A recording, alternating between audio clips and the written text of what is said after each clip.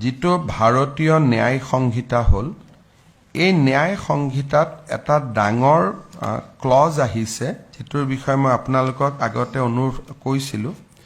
যে কোনোবা ছোৱালী সৰু বয়সত যদি বিয়াও হয় স্বামীয়ে যদি সেই বিবাহিত মহিলাগৰাকীৰ লগতো সেক্সুৱেল ৰিলেশ্যন কৰে তাক ধৰ্ষণ বুলিয়ে ধৰি লোৱা হ'ব এইটো বৰ্তমান ভাৰতীয় ন্যায় সংহিতাত কোৱা হৈছে গতিকে যদি সন্তান জন্ম হয় তেতিয়ালেতো ই প্ৰমাণিত হৈ যাব যে নিৰ্দিষ্ট সময়ৰ আগতে বিবাহ কৰিলে নাম্বাৰ 1 বিবাহৰ পিছত যৌন সম্পৰ্ক স্থাপন কৰিলে তাৰমানে দুটা ক্ৰাইম তেওঁলোকৰ ওপৰত পৰিব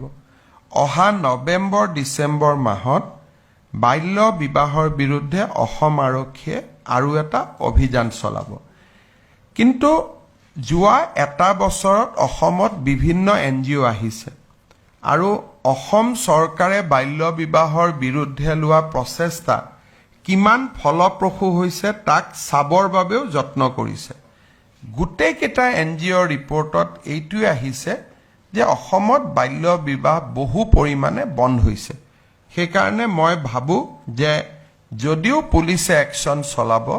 প্ৰথম বছৰত আমি যিমান লোকক গ্ৰেপ্তাৰ কৰিছিলো সিমান লোকক আমি হয়তো এইবাৰ গ্ৰেপ্তাৰ কৰিব নোৱাৰো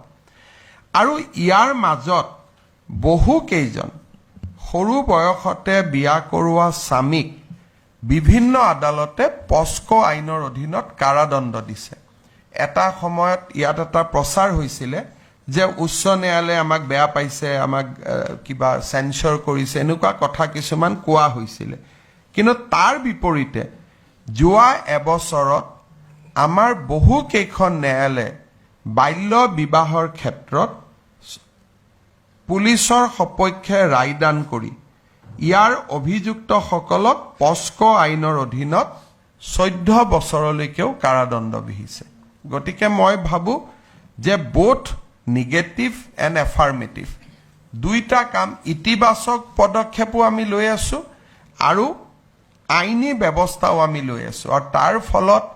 2026 চনলৈকে অসমত বাল্য বিবাহ বন্ধ হ'ব বুলি মোৰ এটা ধাৰণা বা অভিমত আছে